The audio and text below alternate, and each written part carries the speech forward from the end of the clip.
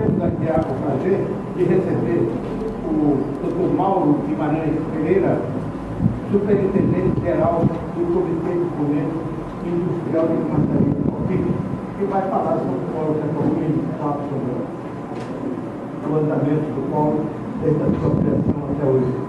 Esteja à vontade e fique aqui na mesa. Boa noite. Boa noite, professor. Nós temos um pequeno filme que eu acredito que ajudará bastante no entendimento do polo atual, né, que nós temos hoje. Em seguida, a gente pode abrir para vocês uma conversa e depois eu venho novamente para o tema, que é o polo atual, um aspecto breve, e em seguida que a gente possa olhar esse polo nosso nessa perspectiva de futuro, nessas próximas décadas. Eu acho que o filme pode dar a vocês, no primeiro plano, uma ideia. Acho que é um filme de 7 minutos, aproximadamente 15 minutos. Podemos começar com o filme? Okay.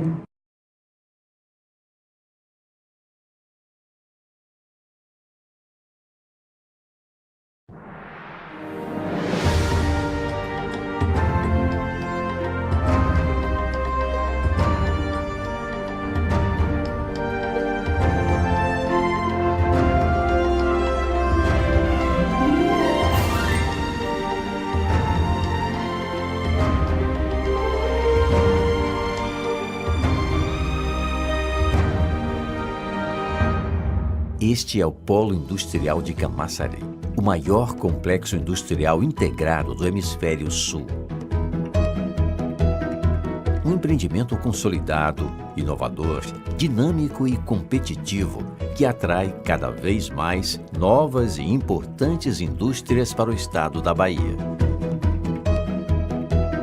O polo iniciou suas atividades em 1978. Hoje, abriga mais de 90 empresas, operando em diferentes segmentos empresariais.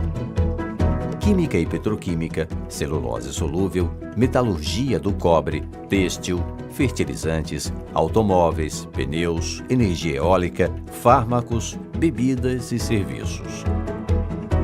Sua localização estratégica, no município de Camaçari, a 50 quilômetros de Salvador, permite fácil acesso às indústrias através de rodovias, ferrovias, portos e aeroportos. Facilita também o recebimento de matérias-primas e escoamento de produtos através de dutos, em conexão com a refinaria Landulfo Alves e terminais especializados no Porto de Aratu. Com uma trajetória baseada na competitividade, qualidade de produtos e serviços e diversificação industrial, o Polo de Camaçari contribui cada vez mais para o desenvolvimento do estado da Bahia e do país. Os números ilustram essa realidade. Faturamento anual de aproximadamente 15 bilhões de dólares, geração de 15 mil empregos diretos e 30 mil indiretos. Eficiência dos sistemas coletivos de proteção ambiental reconhecida nacionalmente e internacionalmente. Investimento em tecnologias limpas. As vendas externas representam mais de 30% das exportações baianas e contribuição de aproximadamente R$1 bilhão por ano em ICMS para o estado da Bahia. O complexo industrial responde ainda por 90% da arrecadação tributária dos municípios de Camaçari e Dias d'Ávila e por mais de 20% do produto interno bruto do estado da Bahia. As empresas em operação no Polo de Camaçari fabricam produtos que se transformam em plásticos e derivados, eletrodomésticos, detergentes, equipamentos eletrônicos, condutores elétricos, calçados, brinquedos, materiais de construção civil, tintas, alimentos, vestuário, medicamentos, material de uso hospitalar, fraldas descartáveis, absorventes higiênicos e energia eólica. Fabricam também pneus, automóveis, fertilizantes e bebidas. São produtos que estão presentes no nosso dia a dia, gerando facilidades e bem-estar para a sociedade. No Polo de Camaçari, a excelência empresarial caminha lado a lado com a segurança industrial, proteção à saúde e ao meio ambiente. O complexo industrial dispõe de rigorosos programas de prevenção de acidentes e sistemas para controle de emergências, com destaque para o plano de auxílio mútuo entre as empresas e o plano de atendimento médico de emergência. Normas rígidas e procedimentos de segurança são seguidos por todas as empresas, que contam ainda com auditorias especializadas através do Prêmio Polo de Segurança Industrial. Brigadas de combate a incêndio são treinadas para atuar em situações de emergência. Exercícios simulados são realizados regularmente, envolvendo o polo e comunidades vizinhas. O Polo de Camaçari conta ainda com serviços especializados de proteção ambiental, entre os quais se destacam a rede de monitoramento do ar, estações de tratamento e descartes de resíduos industriais, programas de monitoramento dos mananciais hídricos, além de uma unidade de reuso de água. As empresas do Polo também investem em programas socioambientais e de responsabilidade social, dando prioridade às comunidades de Camaçari e Dias d'Ávila. O diálogo com as comunidades vizinhas é permanente, sendo intensificado através de um conselho comunitário e do Núcleo de Defesa Comunitária, criados para facilitar a interlocução com a comunidade e dar suporte ao plano de emergência da comunidade. O COFIC, Comitê de Fomento Industrial de Camaçari, tem um papel estratégico na gestão condominial do complexo industrial, pois atua articulando, facilitando, estimulando e coordenando ações coletivas para atender às necessidades das empresas associadas. A missão do COFIC é promover o desenvolvimento sustentável do Polo Industrial de Camaçari e em sua área de influência regional. Seus objetivos incluem fomentar o crescimento de suas associadas e representá-las junto às autoridades governamentais, buscar melhores práticas de segurança, saúde e meio ambiente, estimular a comunicação transparente e imagem favorável junto à sociedade e promover a capacitação e qualificação de pessoas para atender necessidades das empresas do complexo industrial. Assim, o Polo segue sua trajetória de crescimento e renovação, fazendo com que a Bahia se mantenha na vanguarda do desenvolvimento do país, em conexão com o mundo moderno e globalizado.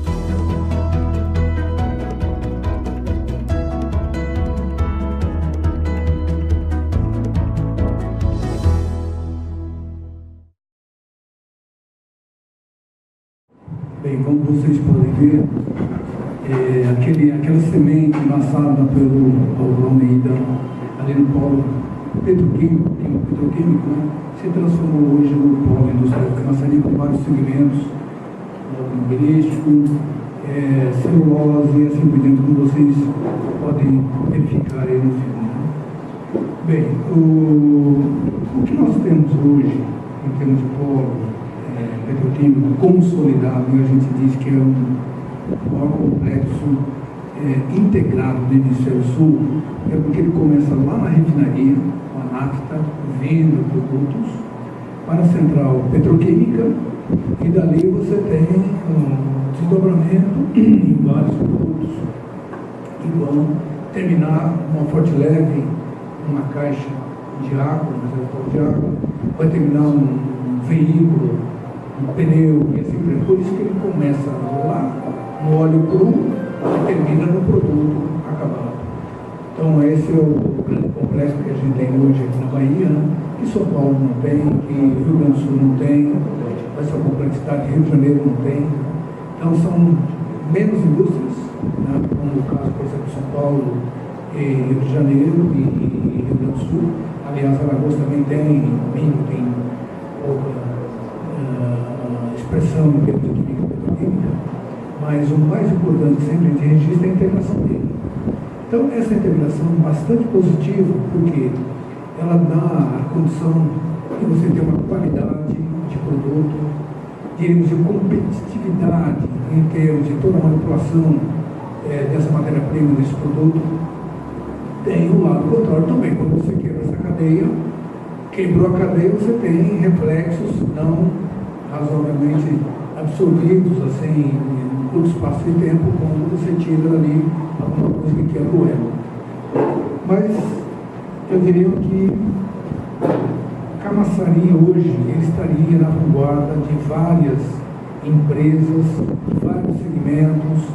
Por exemplo, se você pegar Damasio, o maior projeto fora da Alemanha, está aqui na Bahia, e ele foi implantado praticamente de uma vez só.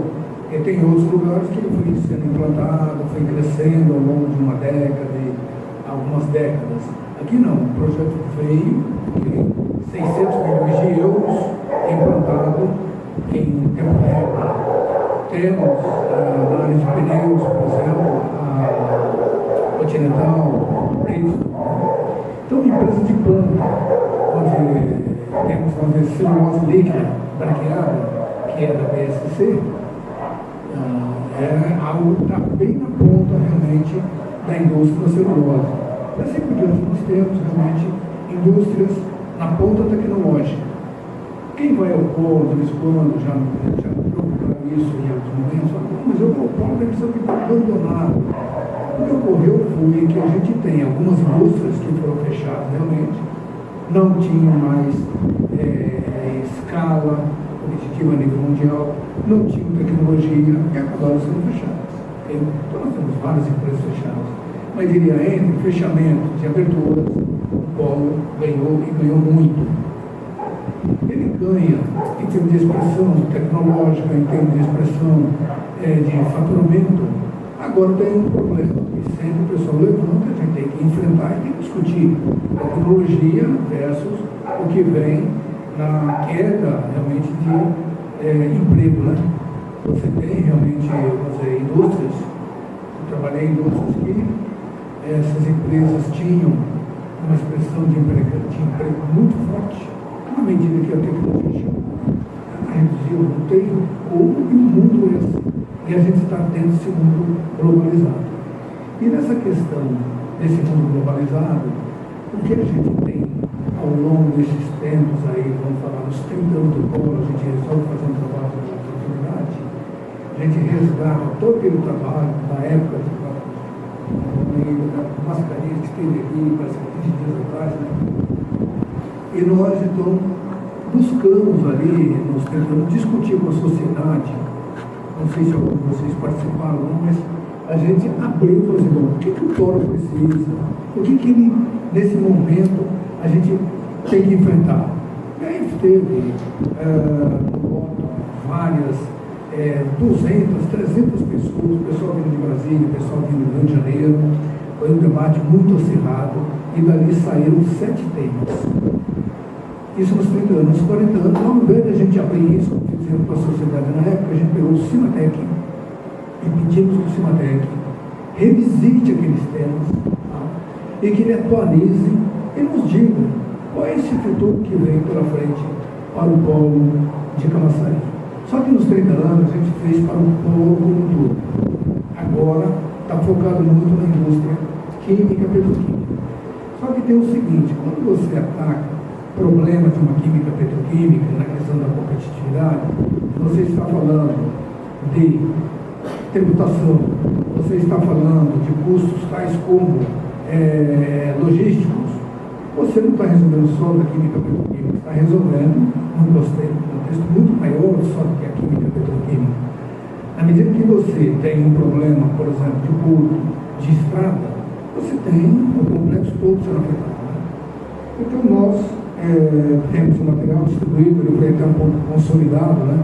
Ele está um pouco maior aqui na impressão nossa para passar a vocês.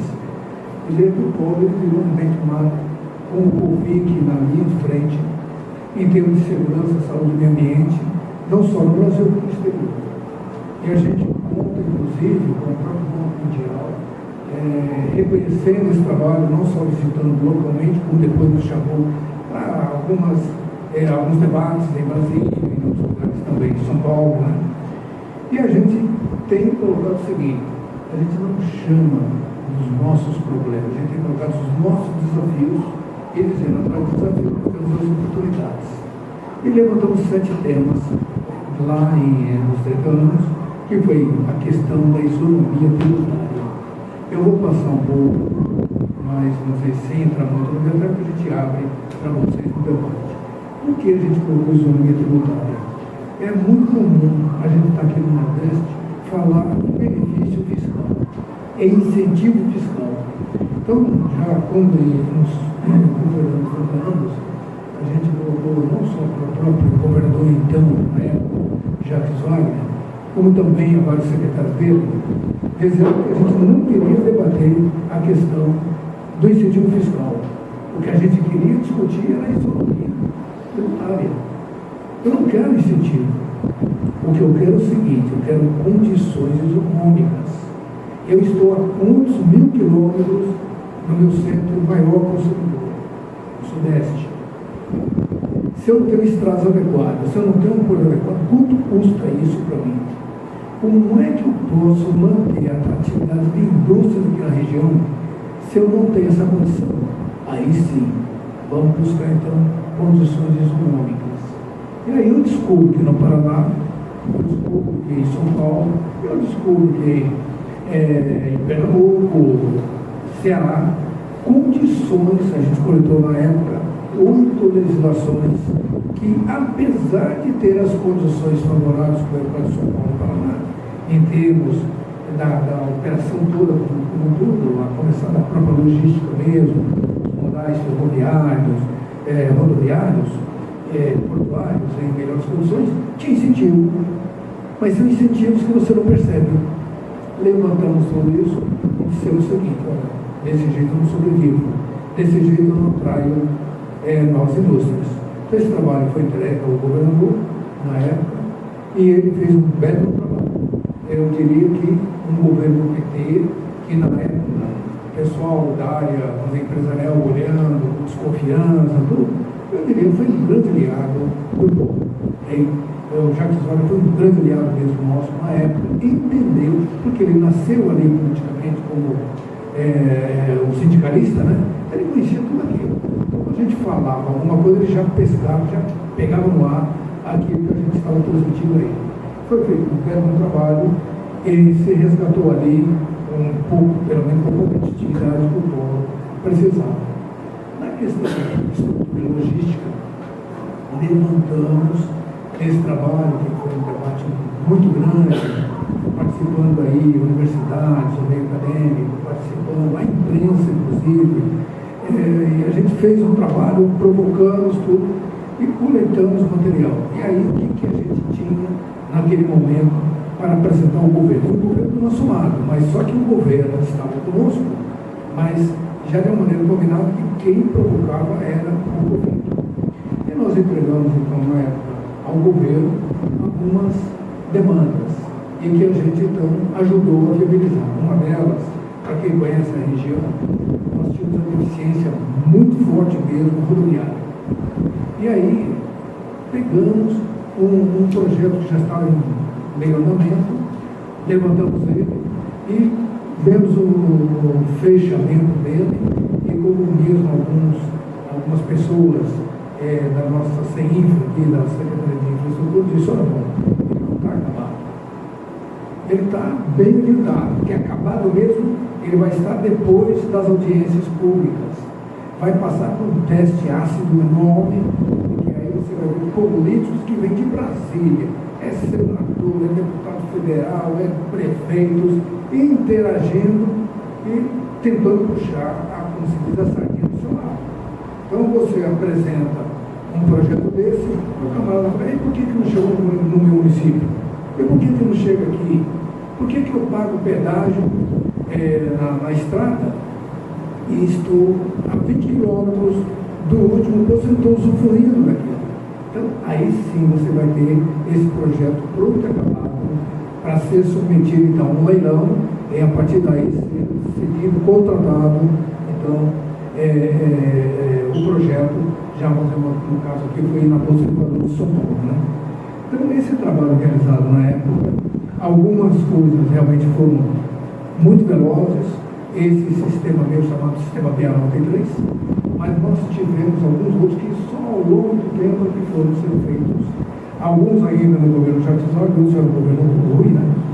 Então, o caso, por exemplo, da Via Expressa, o caso para quem conhece a região da Cascalheira, a ligação com o litoral que nós tínhamos lá, uns chamam de via Cetré, outros chamam de via Atlântica, mas é uma BA, acho que é a BA 540, se eu não me engano. E aí a gente então tem o segundo modal, que é o então, vamos dizer assim, levantado, discutido, parcialmente concluído, porque os pontos talvez mais críticos do que isso que eu acabei de falar, que é a questão de corpo, e a questão da ferrovia, eu diria que houve uma evolução, inclusive, no modal ferroviário. Praticamente a Bahia perdeu um pouco que tinha. E daí se tentando resgatar a própria SDE, a Secretaria de Desenvolvimento Econômico, Paulo Guimarães, para quem conhece, ajudando muito, mas a gente não consegue avançar. E a questão portuária é a questão da insegurança jurídica. Enquanto a gente não tiver esse produto pronto, investidores têm. Eu estou pronto para que alguém que enxergue a oportunidade e venha aqui bancar para a gente essa questão tão premente que a gente tem, sem esquecer, vamos dizer, um país, um Estado competitivo. Né? Bom, temos a terceira que é a matéria-prima. Eu vou falando, mas se alguém quiser interromper, fique à vontade. Né? Temos a questão da matéria-prima, que é uma coisa da gente. Aí a gente diz o seguinte: esse é o nosso albergue aqui. A gente coloca que são os dois itens mais importantes, principalmente para a química e petroquímica, né? E a gente pode também dizer que, nesse caso, tal como eu falei, vamos dar o ferroviário, o portuário, houve evolução, aqui também houve uma evolução muito forte. Quando a gente compara com outros grandes centros produtores, né, que atraíram bilhões de dólares de investimento, inclusive brasileiros, no caso do México, no caso dos Estados Unidos.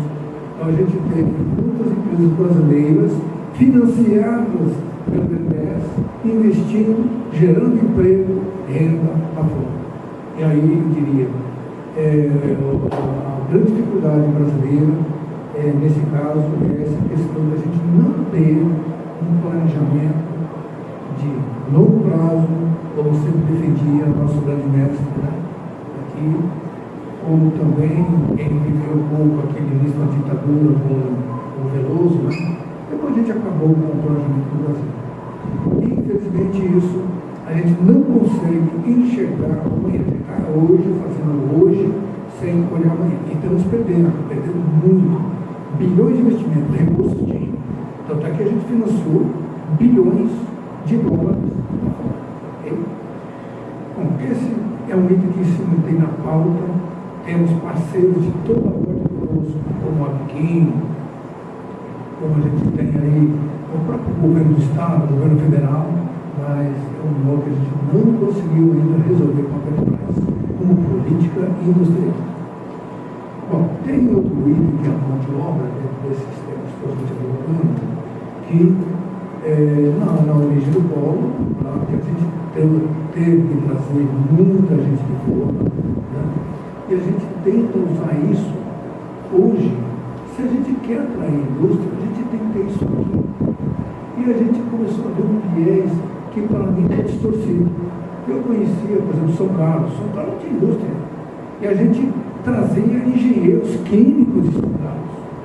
Mas peraí, mas São Carlos, por que formava engenheiros químicos, engenheiros que vinham aqui atender a nossa indústria química e petroquímica? Porque eles não olhavam esse tipo de indústria, não. Eles formavam esse jovem para o mundo. Eles formavam aquela inteligência que podia vir para a Bahia, podia ir para São Paulo, podia ir para o exterior, inclusive. E a gente começou a levantar essa discussão em Camaçari. E essa discussão em Camaçari, essa discussão aqui na Bahia, era no sentido de fazer o seguinte: Camaçari tem que ser um grande formador, um centro formador de mão de obra. Não olhe para mim, não olhe o que eu preciso. As minhas empresas estão maduras, né? Aí vai precisar de um ou outro quando um se aposentar, a natural da vida que morra, né? Certo? Aí vai ter uma reposição mínima. Vamos começar a pensar grande, vamos começar a pensar em formar jovens para não só a indústria, como a indústria petroquímica que está instalada nessa reposição, que é muito pequena, mas para a geração seguinte, que a gente tem que continuar buscando atrair essa geração seguinte. na geração que eu digo industrial, né? A terceira geração, aonde mais se emprega, onde mais se agrega valor, procurar também formar, a gente olhando lá, discutindo com o pessoal da área acadêmica, o pessoal, de uma geral, da escola técnica, por exemplo, Senai CETID, Senai Cimatec, e assim por diante. A gente discutindo, e acho que hoje há consenso. A gente hoje não temos, quando a gente fala, já não existe mais embates nessa questão que a gente andou colocando, porque a gente é pessoal aqui, em primeiros postos da nossa indústria, vindo da Paraíba, engenheiros formados na Paraíba. E por que eu não tinha aqui na Bahia? Por que eu não tinha? Eu colocava, por exemplo, abria 80 cargos para o aprendiz de produção na área operacional. Aquele operador no início de carreira. Aí preparava, o curso preparava quem ia fazer, no caso o Senai, né, CETID. Aí eu descobri que tinha uma pessoa de camaçaria. Uma pessoa. Aí eu levantei essa discussão, pessoal, não pode ser assim. A gente deveria, já que eu estou fazendo aqui que deveria ter coisa maior procura. Aí você vê a fragilidade do ensino básico, que não prepara, não consegue lançar essa pessoa para um desafio maior. Aí vem gente de todo lado, né? Quem enxerga a oportunidade vem identificar do Estado, né? Então essa parte da mão de obra, eu acho que a gente conseguiu agora uma evolução grande daquilo que a gente queria. A gente descobre que a gente está passando novamente, porque a indústria 4.0 está aí, é uma realidade.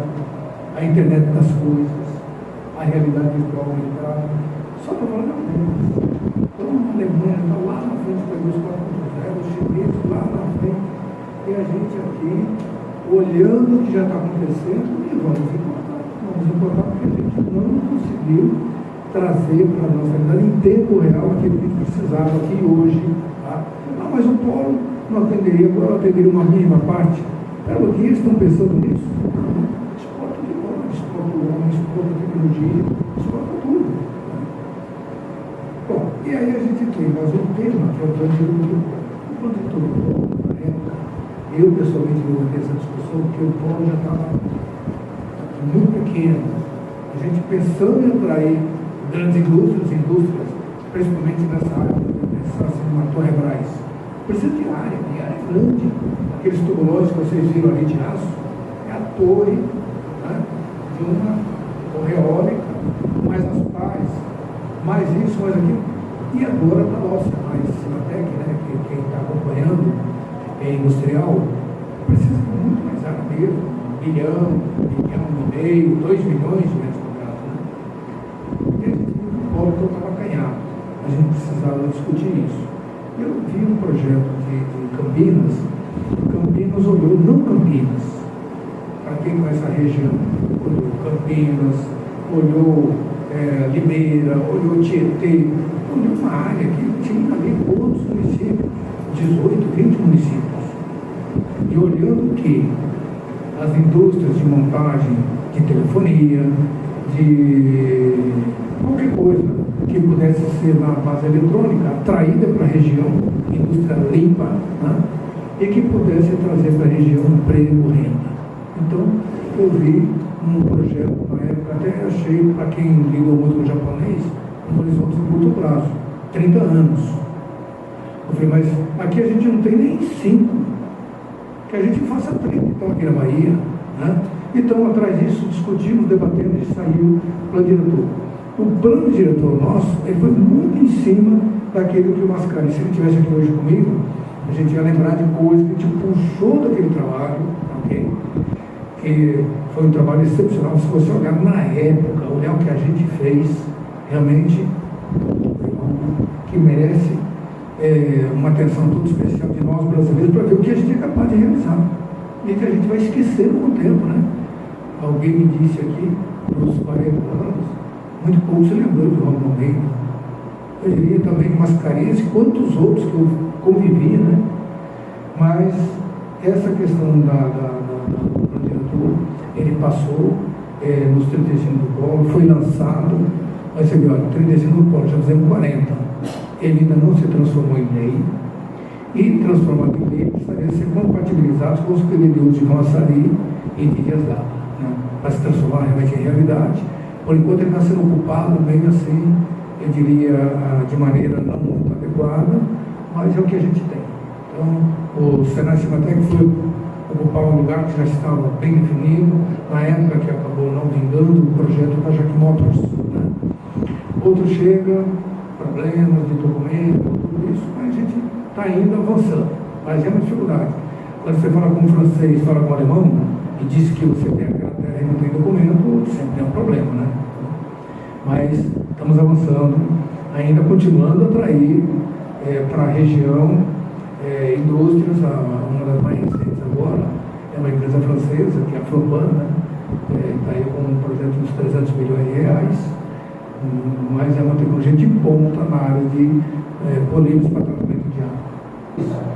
Aí você começa até chegar na menor parte possível e ver onde é produzido do que aquilo, para que a gente pudesse ter na Bahia exatamente os chamados sistemistas, os fornecedores da Ford, e tanto quanto possível produzindo localmente. Foi um grande desenho da época que o Cimatec ajudou a Ford a fazer, né?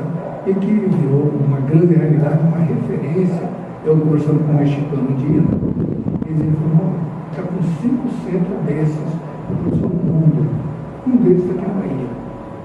Tá? Então são 5 centros, são mais de 80 centros, e a gente tem 5 centros nos quais a Bahia é um deles, nesse nível. Estamos visitando, inclusive, porque essa coisa criada aqui no Brasil, junto com o Cimatec, a Ford, a gente quer no México também, né? Nem São Paulo tem. Então a gente conseguiu trazer para a Bahia isso, mais ainda, a Ford enxergou aqui uma grande oportunidade e trouxe também o design. Hoje você tem aqui o design do automóvel e atrás disso a criação do modelo mundial. Aqui, já alguns carros saindo daqui para o mundo, né? Tá? O próprio Export é um deles. Um dos últimos é um carro menor, Fiesta, também saiu daqui, desenho para o mundo, né? Então, sendo produzido na Índia, sendo produzido em vários lugares do mundo, na própria China, o modelo foi desenhado, testado por engenheiros brasileiros, operadores brasileiros, mecânicos brasileiros, assim. Claro que a gente trabalha junto com a FIEB, a gente respeita essa questão, porque a FIEB ela trabalha na linha com o governo do Estado, nas linhas maiores da política industrial, né? Bem, na época, para vocês terem ideia, já nos chamou, foi bom, tá tudo bem, a carta está entregue, né? Tudo bem, agora eu preciso já começar a sair. Eu vou para a Alemanha, eu vou para a Índia, eu estou indo para Washington, eu estou indo para vários lugares. Levo o que para esse pessoal para dizer o que eu tenho lá? Eu preciso de material. Aí nós preparamos então o guia de atração de investimentos. E eu tinha sido diretor de várias empresas, né? Só para você ter ideia, na época que o Banco Econômico quebrou, naquele momento ele tinha uma grande participação na química e petroquímica, através da Conepar. Eu acabei virando presidente da Conepar, e aí acabei virando presidente de empresas, presidente de conselho, ao todo 16 empresas, que hoje, muitas delas subiram, foram incorporadas na Braskem, né? Mas eu era ao mesmo tempo de 16 empresas no Brasil, nos Estados Unidos, no Uruguai, lá em São Paulo, lá na Argentina, né? E eu conhecia muitos, e um deles é o projeto da Sapri, que eu, na época, eu coloquei na mesa para Jacques Wagner, através desse trabalho do Guia de Atração de Investimentos, eu coloquei pessoas que eu tinha sido presidente do conselho e o principal executivo da Sequini, que eu gerei Queiroz. E naquele momento, eu tinha um projeto, era para nós, né, supra-sumo de tecnologia e tudo mais. E a gente olhava aquilo como tecnologia japonesa. Bom, só que, no rearranjo da química petroquímica, essa empresa acabou ficando fora do leilão que virou Braskem, né? E acabou indo para o grupo Itaú. E assim mesmo a gente tentou ver se a gente conseguia via essa nova configuração via Itaú, que é L. Queiroz, fazer pular. Mas aí se apresentou a BASF.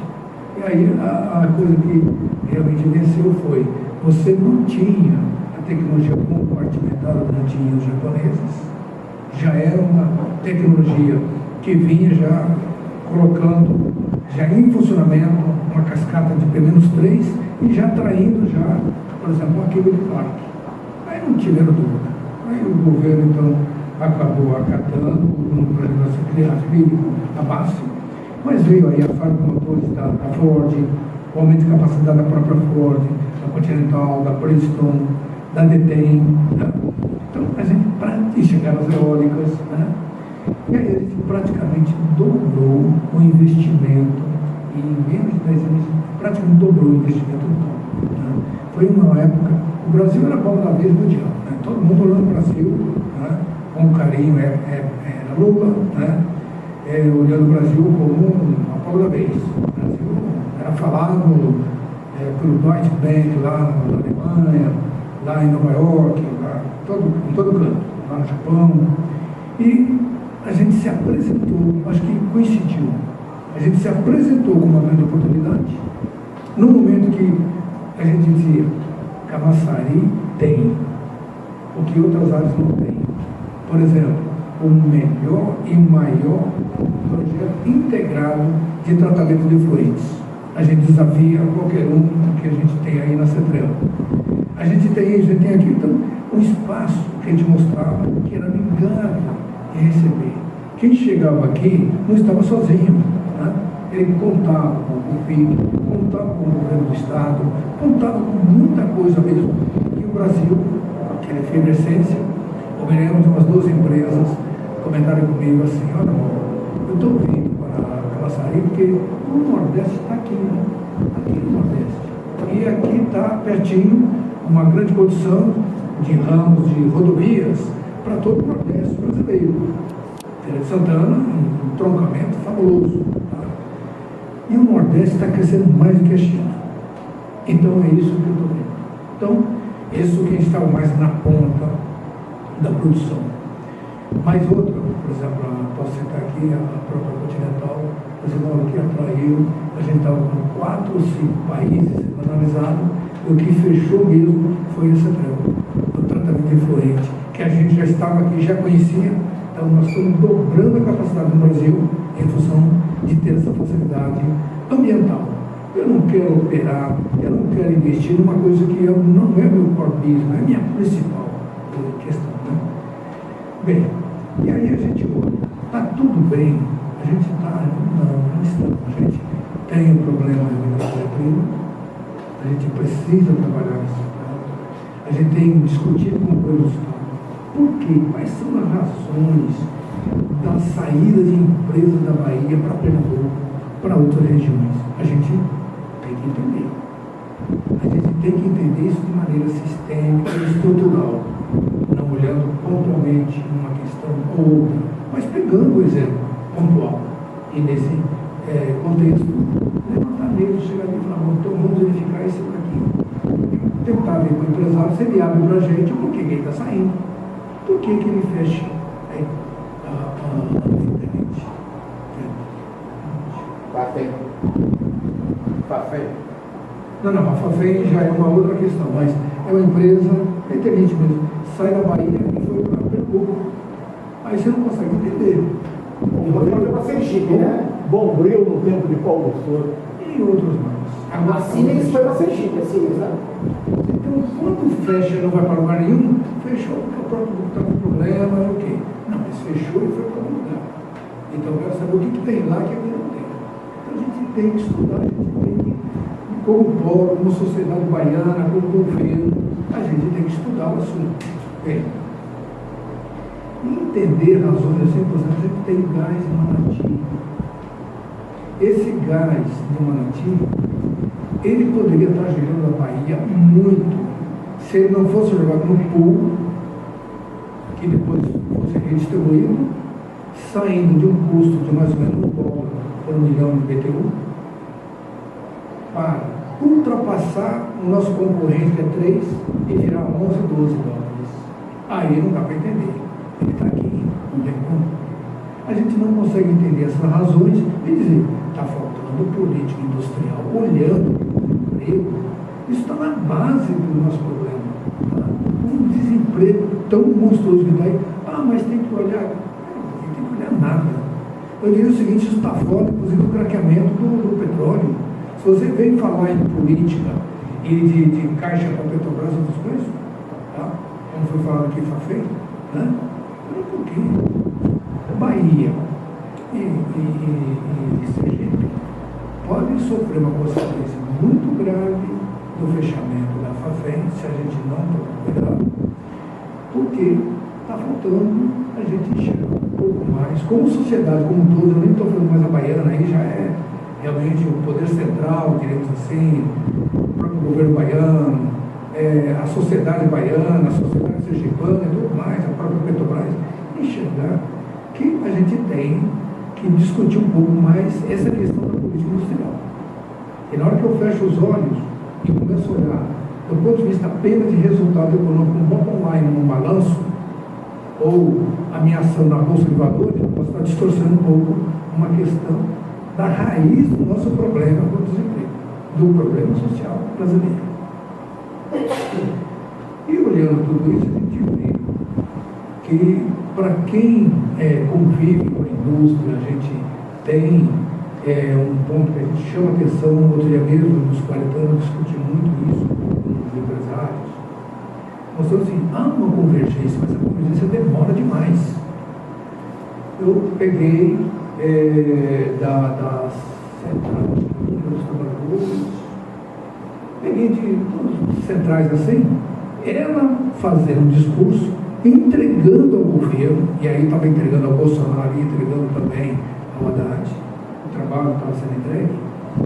Quem lesse aquilo lá pensava que era o empresário que tinha escrito aquilo, aonde mostrava que é através do crescimento da indústria, através do crescimento da produção, e não precisa ser a grande empresa não. Eu venho agora de Monte Sião, sou de Minas, eu estou vendo famílias fechando uma indústria familiar e vai fechar em centenas, tá? Porque não consegue mais conviver com a competitividade tão agressiva que é do produto chinês. Não dá para assumir. E aí a gente não faz nada, a gente está assistindo aquilo e vai fechar. Vai fechar. Aí vai ser taxista. Alguém está se virando com um filho que trabalha na Caixa Econômica, que vai ficar pendurado numa aposentadoria, e a gente, então, perdendo uma grande oportunidade de manter aquela indústria que era muito boa. O Franca perdeu calçados, o Monte Sião está perdendo essa parte da roupa, principalmente roupa de frio. Né? Aí a gente fala, se a gente quer realmente alcançar uma justiça social que seja sustentável, ela é através da produção. Eu não conheço outro caminho. E aí isso eu aprendi com o japonês. Né? E ele dizia, quem vai ensinar nós todos vai ser o chinês. Isso em 95.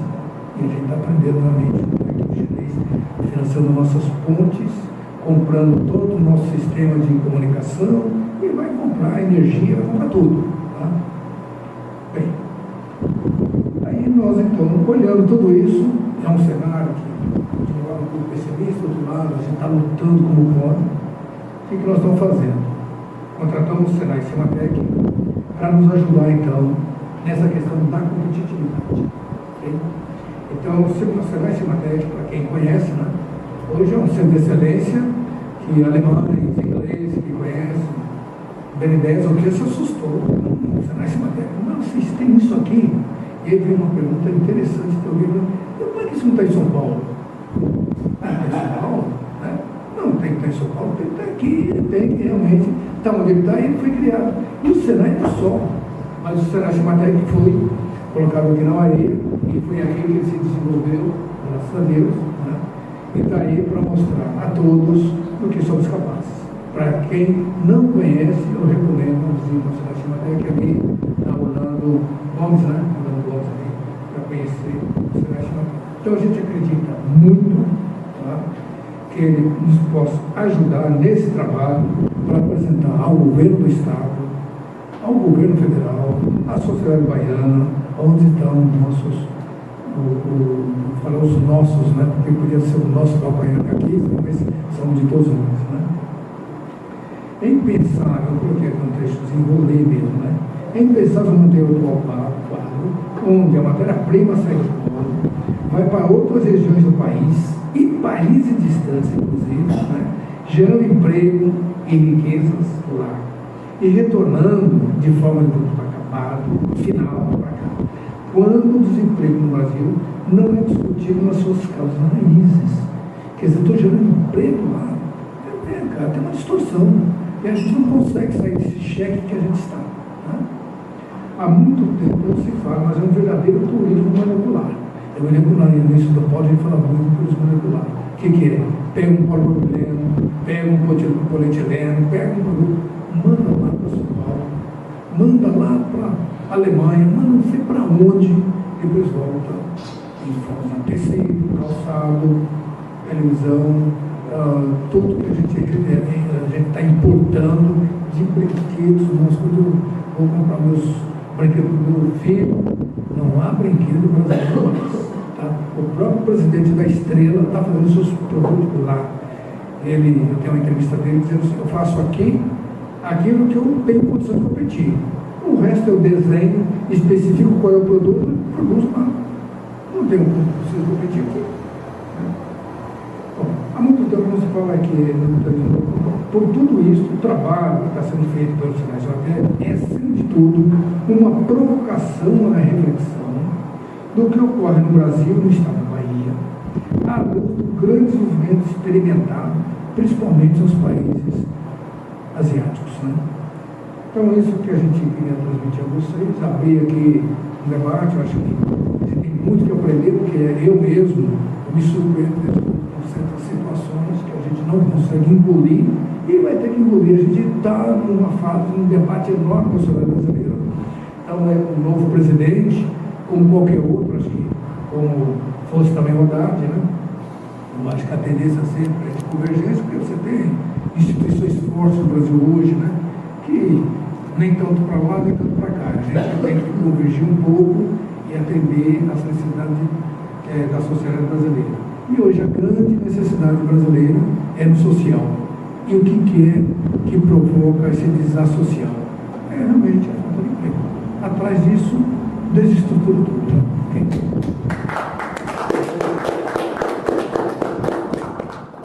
O que esperar da economia do governo Bolsonaro? Esse seria o título da minha fala aqui.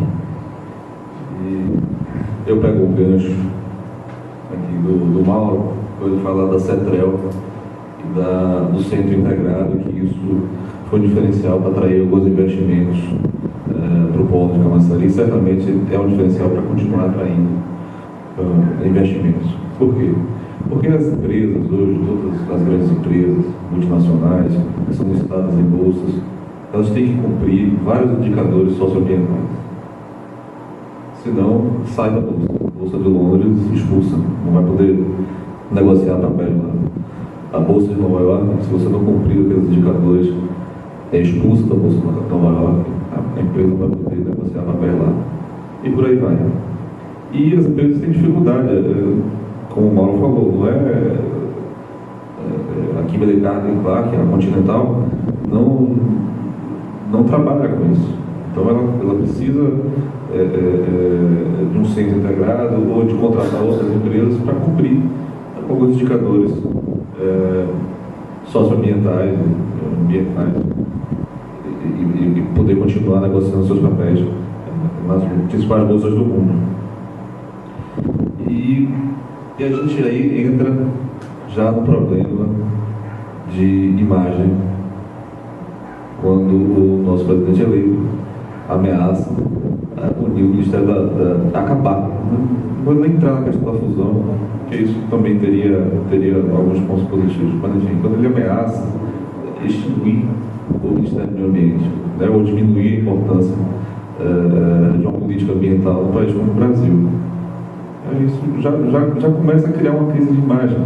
E o investidor, é a mesma coisa, quando você vai procurar um emprego, você tem que estar bem representado.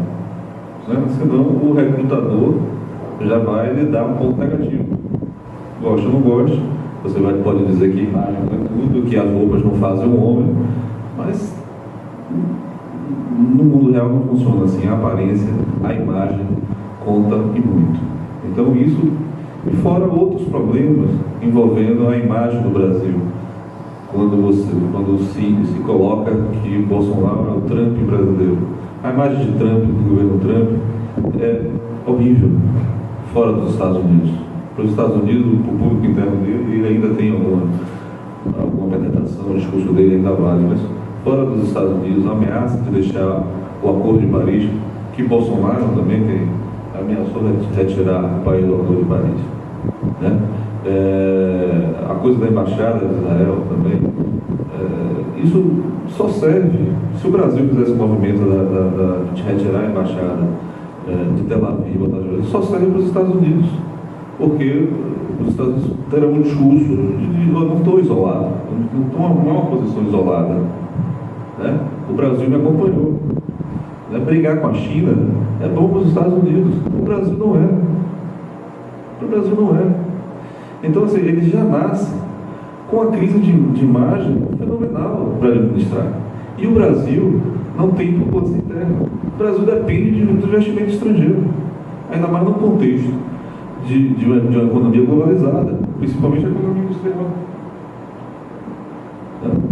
que os países se dependem de si. Então ele já vem com essa crise de imagem, já com um obstáculo forte para o futuro governo. Há ainda também aí eu vejo também um problema que a gente não conhece, de fato, que pensa Bolsonaro. Ele foi, a campanha dele, que foi a campanha vitoriosa, foi a campanha de anti-marketing. O marketing foi esconder o Bolsonaro. Em nenhum momento ele se expôs.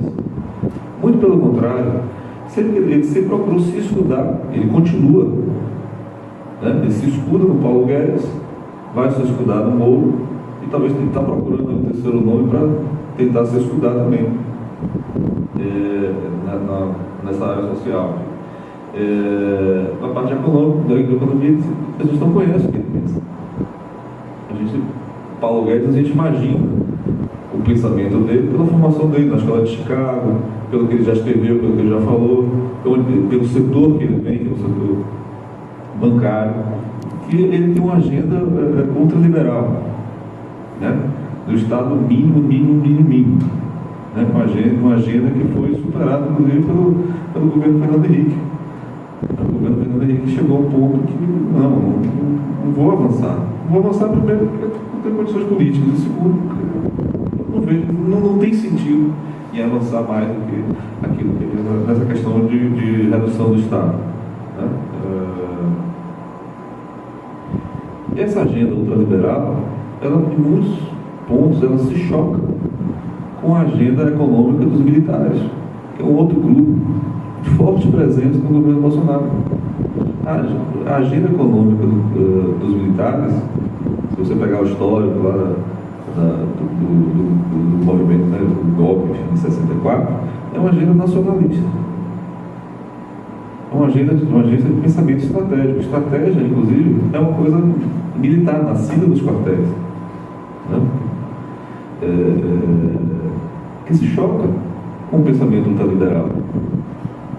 Esse pensamento ultraliberal se choca também com a agenda econômica da Fiesp ou de outras entidades representativas da indústria, que não desejam uma abertura total do mercado, pelo menos não de uma hora para outra, sem haver um preparo interno, porque o produto chinês, o produto americano vai entrar aqui a um preço muito menor do que o nosso e vai, como o Mauro falou, vai fechar dezenas, centenas de empresas e indústrias, porque o Brasil não tem condição de competir. O Joaquim Levy é o nome do Paulo Guedes, não tenho nada com isso. Aí o próprio Paulo Guedes, esse super-ministro da Economia, ele, até a semana passada, retrasada, ele não sabia que ele ia administrar no ano que vem um orçamento que é feito e aprovado nesse ano e pelo Congresso. Tem uma discussão, ele faz o orçamento dele, eu faço o meu. Não, é o mesmo orçamento. Ou seja, ele não tem experiência com o setor público. E o setor público não pode ser pensado como um setor privado, como uma empresa, como uma indústria. Não pode. Você tem que procurar qualificar a sua gestão, você tem que procurar cumprir bons indicadores, mas assim, o Estado tem responsabilidade que a empresa não tem.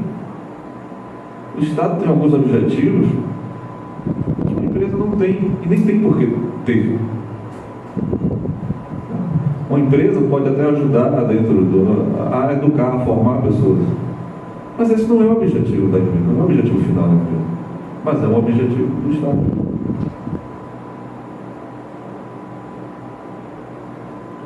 Como é que vai se resolver isso? Ninguém sabe. O Bolsonaro ele conseguiu unir em torno dele muitas forças, muitos pensamentos antipetistas, mas que são de um antipetismo radical. Não vou nem falar do PSDB, mas de um antipetismo radical que era simplesmente antipetista. Ele não apresentou uma alternativa. A alternativa é: eu sou contra.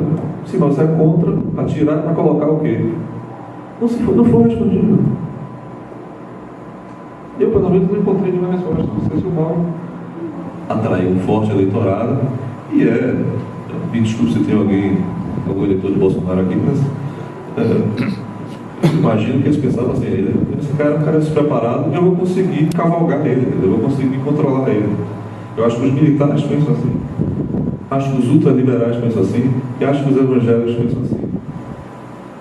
E no frigir dos ovos, dentro desses três grupos, claro, tem que botar também a bancada da bala e a bancada do boi. Assim, em todos esses grupos, esses 5 grupos, quem é que vocês acham que tem mais força internamente para controlar, para cavalgar, para influenciar o Bolsonaro e o restante do governo? Nenhum. Está descontrolado. Para mim são os militares.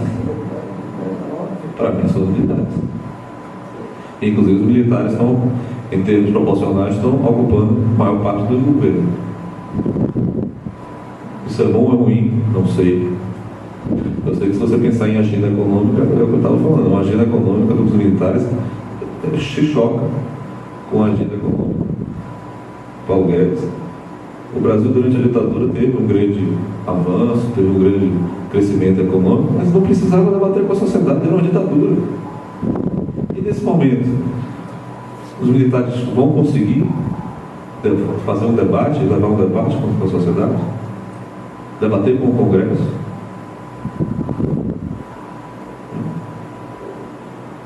Eu não consigo enxergar essa pergunta: o que esperar da economia do governo Bolsonaro? Para mim não tem resposta ainda. Agora, assim, eu não levaria, se eu estivesse no setor de planejamento de empresa, de alguma coisa, inclusive lá no jornal a gente já discutiu isso, assim, eu não descartaria uma hipótese que vai ser o pior de Sarney, o pior de Fernando Henrique e o pior de Collor, junto e misturado. O pior de Fernando Henrique, por quê? Porque ele vai adotar uma agenda ultrapassada, né? A França, que privatizou o setor elétrico, está restatizando. Eu li isso em algum lugar. Porque energia é uma estratégia para qualquer país.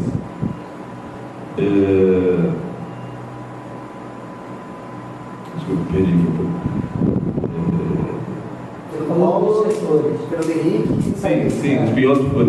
Então, isso é o pior, seria o pior de Fernando Henrique. Foi ultrapassado pelo próprio Fernando Henrique. O pior de Collor. Você pode até ter gente boa, bem intencionada lá, mas que não tem experiência com o setor público, que vai chegar com um voluntarismo muito grande, sem experiência política, né? Não existem, na democracia, assim, existem feios institucionais que precisam ser cumpridos, que tem que fazer presença, né? Embora o país esteja bagunçado, muitas instituições não estão funcionando a 100%, mas estão funcionando. Mas esses feitos existem e vão ser acionados. E vai exigir negociação. Qual o poder de negociação que esse pessoal vai ter? E aí vem o pior de Sarney. No final do governo Sarney, era uma greve todo dia. Todo dia tinha uma greve nova. O país estava paralisado. Depois de uns avanços sociais, que não foram muitos, mas aconteceram dos governos petistas, né? Eu não acredito que a sociedade vai dar de barato perda de direitos. Eu não acredito que vai dar de barato perda de direitos. Eu acho que a tendência que aconteceu no Brasil, que está acontecendo na Argentina e na França. Muitos protestos, tudo parado, por conta de 4 dias de protesto na França, 400 feridos em confrontos. Né? Eu tenho um amigo que vai a cada 3, 4 meses em Buenos Aires, ele adora Buenos Aires, uma cidade linda, enfim. E ele, conversando com ele, da última vez, ele disse: mas eu estou impressionado, porque Buenos Aires é uma cidade europeia. A gente passeava, só via branco, de olhos claros, cabelo liso. Da última vez que eu fui, eu vi índio, eu vi negro. São pessoas que foram para a capital, ou pela miséria, para buscar um trocado, ou foram participar dos protestos. E também está tendo muito protesto mesmo. E aí, França e Argentina são casos que se foi falado no início da campanha, como o Macri, o Macron. Se você pegar o Macron está recuando de muitas reformas liberais. Ele está, inclusive, voltando agora uma ampliação de direitos do trabalhador. Eu acho que a questão, a Previdência é uma coisa grave, realmente tem que ser feita uma reforma. Não sei se a reforma é essa que está sendo proposta, mas tem que ser feita uma reforma. Tem que ser feita uma reforma trabalhista também. Porque aqui, para uma empresa, quem gera emprego, e gerar emprego no país, é muito difícil. Porque o trabalhador recebe 1.000, mas custa 2.000 para quem emprega.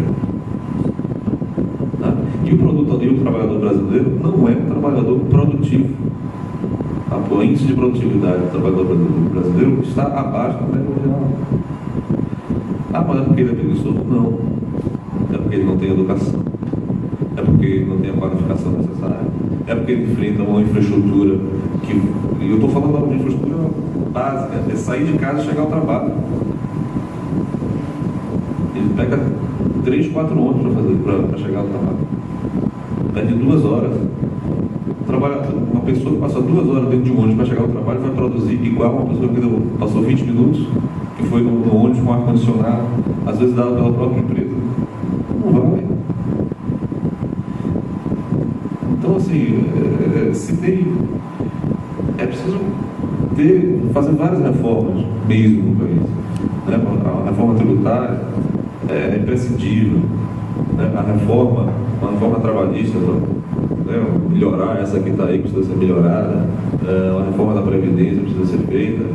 Precisa ser feito um pacto federativo, porque desde o governo Fernando Henrique, passando pelos governos petistas todos, a União só pensou nela. Foi jogando em cartas para o Estado, para o município, para resolver o problema dela, União. E isso tem reflexo aqui, quando o governo do Estado é chamado para fazer uma rodovia, alguma coisa, e não tem dinheiro. Ele tem que dar conta de uma série de coisas. A princípio tem que pagar com a União, né? Você é preciso fazer isso. Agora, o principal pacto que precisa ser feito é um pacto pela produtividade.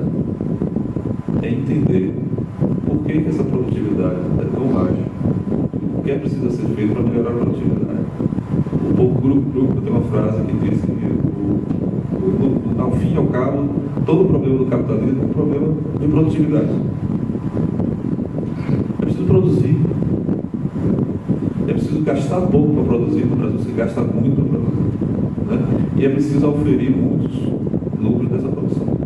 Então tem que ser uma produção cada vez mais agregada. E esse governo será capaz disso? Não sei dizer. Em alguns momentos, uma desregulamentação que ele propõe, a lá Trump, pode ajudar no primeiro momento, mas no segundo momento, eu desconfio que não vai dar certo. O Brasil ainda precisa muito de um Estado atuante, não atuante no sentido de estar lá na economia, dizendo que a empresa deve fazer, mas no sentido de garantir os direitos básicos. garantir que uma criança possa crescer saudável, ter acesso a uma boa educação, chegue à universidade e seja um trabalhador qualificado, minimamente qualificado.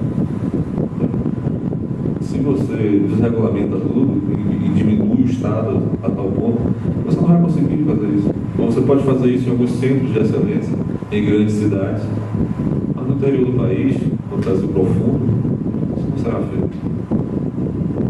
Isso não será feito.